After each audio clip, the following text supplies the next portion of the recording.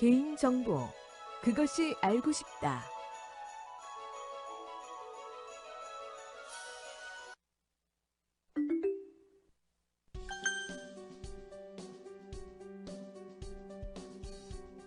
본격적인 학습을 시작하기 전에 이번 시간과 관련된 사례를 저와 함께 살펴볼까요?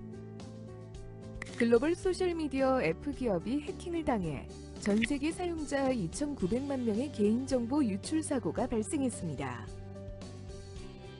F기업은 해커들이 F기업의 회원 3천만 명의 액세스 토큰, 즉 계정 접근권을 탈취해 이를 덮어쓰는 방법을 통해 2,900만 명의 개인정보에 접근했고, 나머지 100만 명은 개인정보 유출 없이 액세스 토큰만 도용됐다고 발표했습니다. 특히 2,900만 명 중 1,400만 명은 개인정보 외에 연락처 정보, 성별, 구사하는 언어, 종교, 친구와의 관계 진위, 최근 로그인 정보와 검색 기록, 사용하는 디바이스 유형 등 민감한 정보까지 노출된 걸로 알려졌습니다. 관계부처는 자신의 개인정보를 안전하게 관리하기 위한 방법으로 주기적인 비밀번호 변경, 자동 로그인 기기 로그아웃, 새로 설정한 비밀번호로 다시 로그인, 추가적인 보안 수단인 2단계 인증 이용, F기업의 확인되지 않은 로그인 알림받기 기능 이용, F기업의 계정을 이용해 로그인하는 애플리케이션과 웹사이트 삭제 등이 필요하다고 설명했습니다.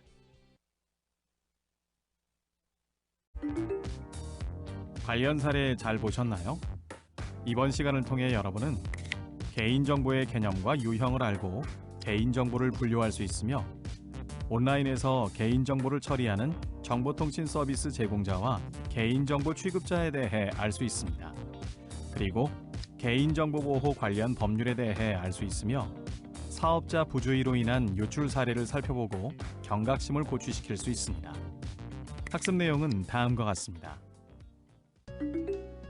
자, 그럼 오늘의 키워드를 살펴본 후 본격적인 학습을 시작해 볼까요?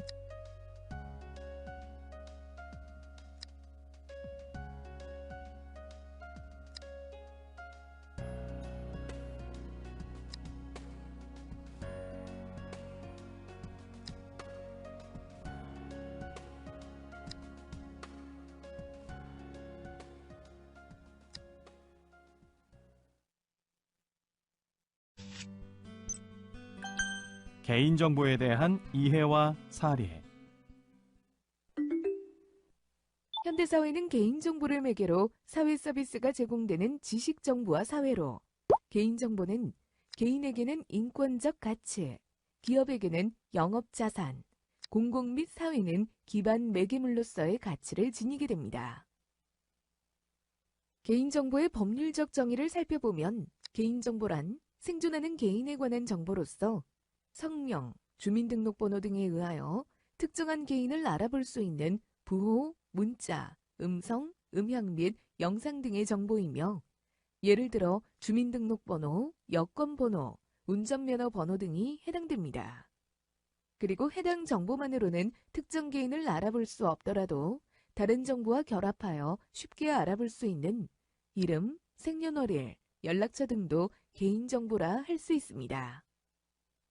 다시 정리해보면, 개인정보란 살아있는 특정 개인을 식별할 수 있는 정보이며, 해당 정보만으로는 개인을 식별할 수 없더라도 다른 정보와 용이하게 결합하여 식별할 수 있는 정보를 의미합니다.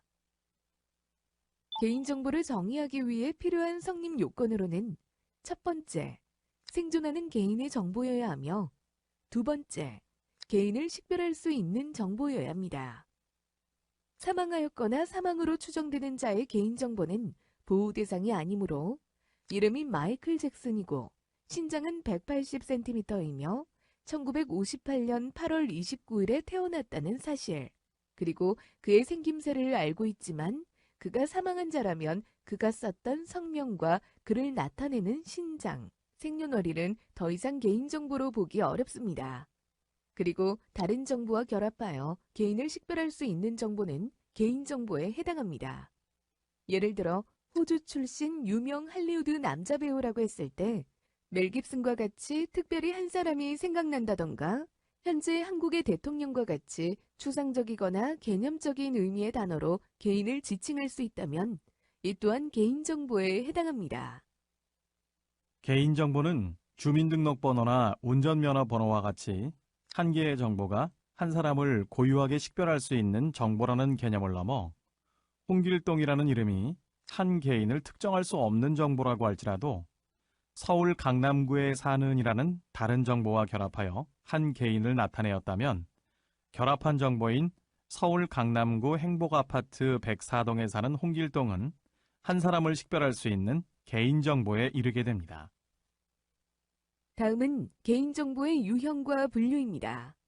개인정보는 이름이나 주민등록번호 등 흔히 알고 있는 일반적인 정보 외에 통화 및 문자 내역, 화상정보 등의 통신 위치 정보, 기호, 성향, 신념 등의 정신적 정보, 개인의 재산 상태나 신용정보 등의 재산적 정보, 과거 병력을 포함해 그 사람을 나타내는 신장이나 몸무게 등의 정보인 신체적 정보, 교육정보, 근로정보 등의 사회적 정보까지 모두 개인정보라고 볼 수 있습니다.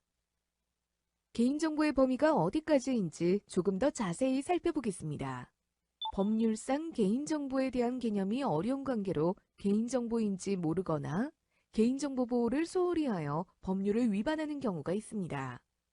이용자가 자유 게시판이나 Q&A 등에 작성한 게시글이나 이용자와의 음성통화 기록 등의 상담 내역, 주문 내역, 발송 내역 등 상품 배송 내역이 그 예이며 이는 모두 개인정보라 볼 수 있습니다. 그리고 개인정보는 이용자로부터 동의를 얻고 수집하는 경우가 대부분이나 정보통신 서비스 제공을 위해 자동으로 수집되는 정보가 존재하는데 이 또한 이용자의 개인정보에 해당하므로 오인하지 않도록 주의합니다. 예를 들어 IP 주소 등의 정보를 담고 있는 일종의 임시 파일과 같은 인터넷 쿠키, 이용자의 검색 기록, 상품 조회 기록이나 게시글 조회 기록인 이용자의 조회 기록 등이 있습니다. 뿐만 아니라 개인정보는 형태에 제한이 없습니다. 따라서 수기로 작성한 고객의 성명 및 연락처, 협력업체 담당자의 정보나 데이터베이스 내 저장되어 있는 정보들, 회사 동료의 사진 및 인사평가 정보 또한 개인정보에 해당할 수 있습니다.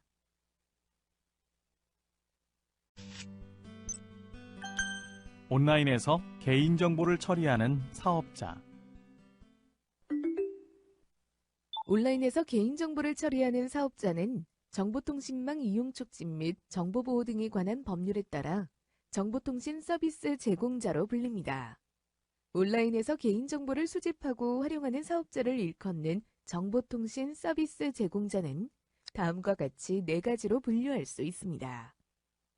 첫 번째, 전기통신사업법에 따른 전기통신사업자로 초고속 인터넷 사업자, 이동통신사, 국제전화 서비스, 재판매 사업자, 포털 게임 사이트, 온라인 쇼핑몰 사이트 등이 있으며 두 번째, 영리를 목적으로 전기통신 사업자의 전기통신 역무를 이용하여 정보를 제공하거나 정보의 제공을 매개하는 자로 오프라인으로 물품 등을 판매하면서 웹사이트에서 회원가입을 받는 경우를 말합니다. 그리고 세 번째, 방송법에 따른 방송사업자, 수탁자로 지상파, 종합유선방송, 위성방송 등이 있으며 마지막으로 네 번째, 정보통신 서비스 제공자로부터 개인정보를 제공받은 자로 정보통신 서비스 제공자의 협력업체 등이 있습니다. 개인정보 취급자란 무엇일까요? 말 그대로 개인정보를 취급하는 자로 온라인에서 개인정보를 수집, 활용하는 정보통신 서비스 제공자는 회사 내부의 개인정보를 취급하는 실무자들이 있는데 이러한 실무자를 개인정보 취급자라고 합니다. 이들은 회사 내에서 고객들의 개인정보 수집, 보관, 처리, 이용, 제공, 관리 또는 파기 등의 업무를 수행하는 자로 임직원, 파견 근로자, 시간제 근로자 등 개인정보 책임자의 지휘 감독을 받아 개인정보를 처리하는 자를 말합니다.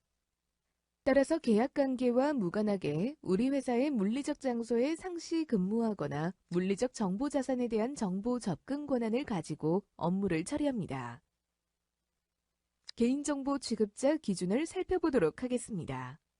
개인정보 취급자란 이용자의 개인정보를 수집, 보관, 처리, 이용, 제공, 관리 또는 파기 등의 업무를 하는 자를 말하며 업무를 하는 자가 서비스 제공을 위해 개인정보 처리 시스템에 접속하여 이용자의 개인정보를 조회할 수 있는 권한만을 갖고 있다고 하더라도 개인정보 취급자에 포함되며 데이터베이스를 포함한 시스템 운영자와 정보보호 담당자 등이 업무 수행을 위해 개인정보를 취급할 경우 개인정보 취급자에 포함됩니다.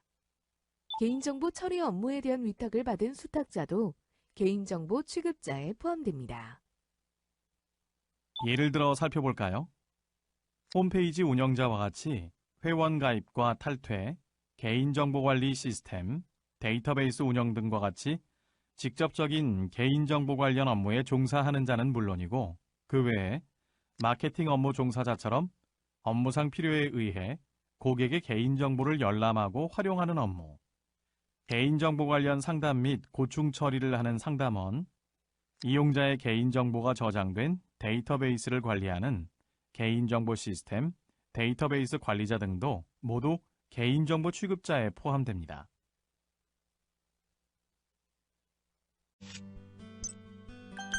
우리 회사의 개인정보 관련 법률.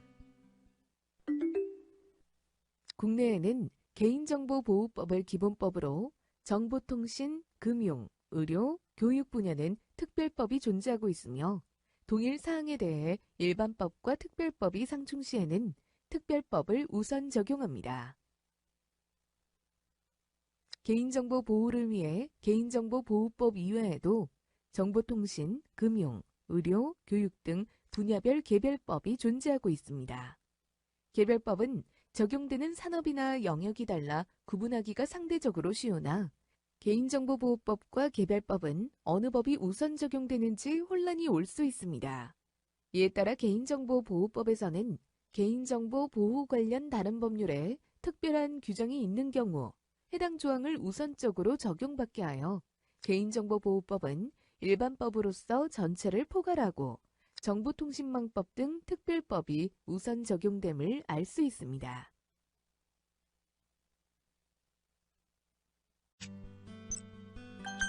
사업자 부주의로 인한 유출과 피해 사례. 최근 개인정보 유출 사례는 다양한 영역에서 대규모로 이루어지고 있으며 대부분의 개인정보 침해 사고는 온라인에서 발생하는데 이는 개인정보 유통의 대부분이 온라인에서 이루어지고 정보통신망을 통해 침해가 발생하기 때문입니다. 사례를 한번 살펴볼까요? 첫 번째 사례는 A 숙박 제공업체 사례로 해킹을 통해 마케팅 홈페이지에 SQL 공격을 통하여 관리자 계정 탈취 후 서비스 관리 웹페이지에 관리자 계정으로 우회 접속하여 고객 정보를 탈취하였고 이름, 연락처, 이메일, 숙소 정보 등 99만 건의 개인정보가 유출된 사례입니다. 두 번째 사례는 B 쇼핑몰로 내부 직원에게 악성 코드가 담긴 이메일을 발송하여 PC를 장악한 뒤 DB 서버에 침투하여 고객 정보를 유출한 사례입니다.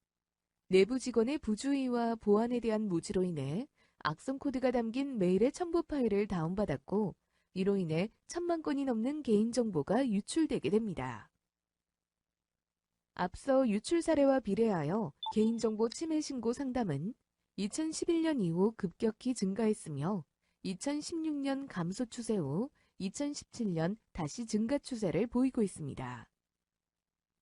마지막으로 개인정보 침해 신고 센터에서 접수하는 분야별 개인정보 침해 신고 상담 접수 유형을 살펴보면 2017년 기준 60%가 개인정보 침해 및 도용 관련 상담을 차지하였습니다.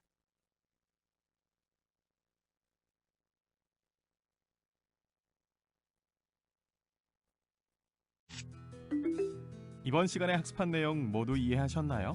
그렇다면 다음 문제에 대해 오늘 학습한 내용을 바탕으로 생각해보세요. 오프라인 매장과 온라인 쇼핑몰을 모두 운영하고 있는 사업자는 개인정보보호법과 정보통신망법 중 어느 법을 따라야 하는 것일까요?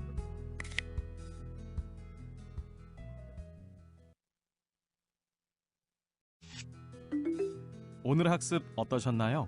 유익하셨나요? 자, 그렇다면 마지막으로 저와 함께 이번 시간에 학습한 내용을 다시 한번 정리하면서 마무리하도록 해요.